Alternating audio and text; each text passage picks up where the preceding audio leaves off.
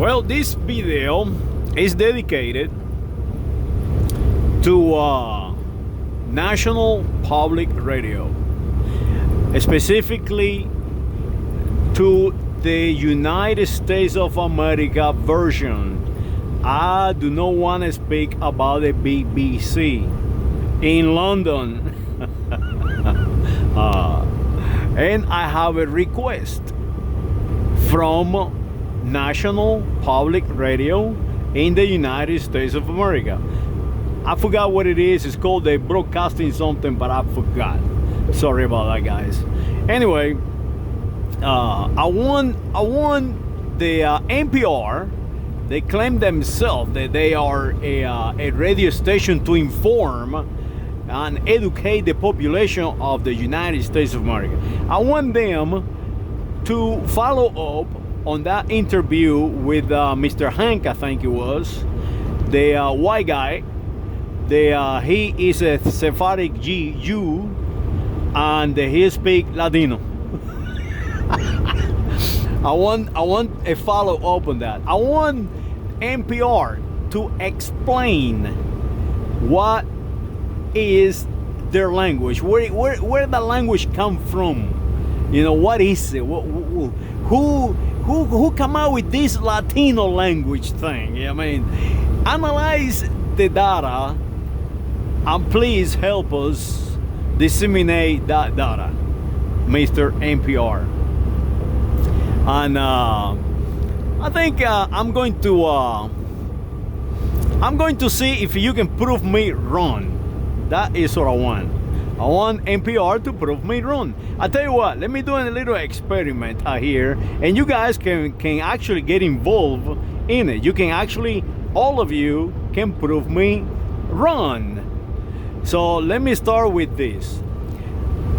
Latino, or Ladino, I cannot even pronounce it, is a made-up language. The problem is, the Sephardic Jews, they came out here to the United States of America. They did it during the World War II. You know, right prior to World War II, during the Civil War in Spain. And you have to understand that these people, they were uneducated. And when I'm saying the Spanish Civil War, you have to understand that these people come from the Iberia Peninsula. That means from Portugal and Spain and Andorra and France. They all the same people, just different cities where they come from. And you have to understand that these people, they were on the bottom of the food chain. These people were isolated, mistreated, uneducated.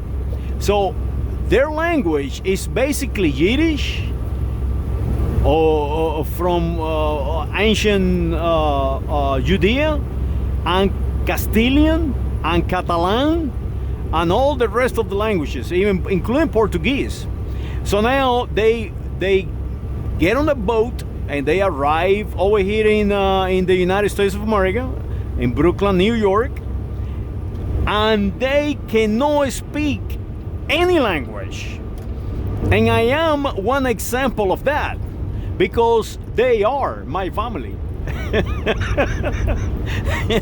They are me.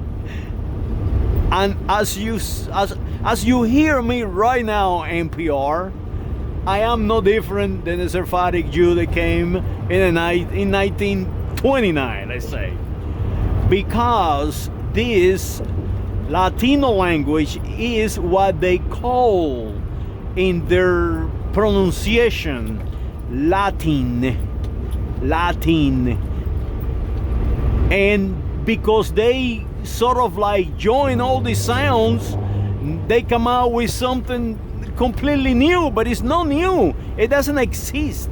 The Ladino language, or the Jew language in the Iberia Peninsula, does not exist.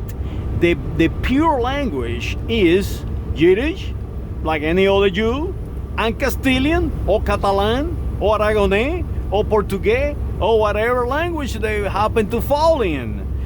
from Sardinia to all the way around the Italic Peninsula to Germany, entire European nations has the same people. There is no difference. So now when you call them whites in New York, what you're doing, you're stripping them out of their correct identity. They should be speaking Yiddish. That is their proper language. But now they are in the United States of America.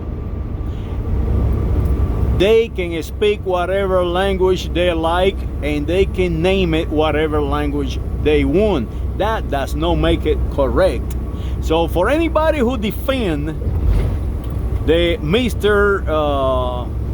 Hank, the guy who is an actor and he, entertain people, he is a white guy, and he gets fired out of his job, or his job was terminated because he was creating a character from India, not the feather Indian, but the dot Indian, the true Indian, because in the Americas we call them feather Indians, but they don't have feathers in their head because they are no Indians. Because the same problem, because Columbus, probably a Sephardi Jew, highly likely, got confused with the name.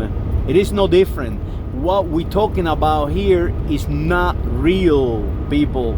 It's not real. So if you're going to defend the name of a language named Latin, erroneously called Ladino, but they speak Castilian and Yiddish, and because you can hear it, there is a combination of the two languages.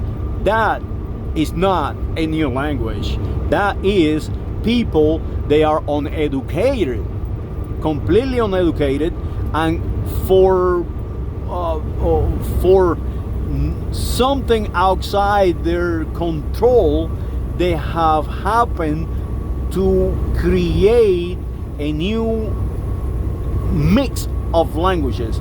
It's like if I go right now through the city of Houston, Texas, and I see a big sign, Washateria. What is that? Well, it's two languages combined. Wash, like washing clothes. Teria, that is Castilian for many. So that is what you do. You washing many clothes. That is what it is. It's something made up. It's incorrect.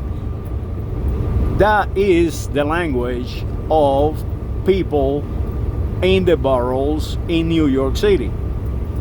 They claim to be white, and they are superior to their fellow Jews in, let's say, Russia. So people analyze the data, and do not defend crap, because that is what you are doing. Give these people back their identity, what they are. They are an ancient people. They, for their credit, have survived everything. Everything you can think of, they have survived. These people are strong. My family is strong.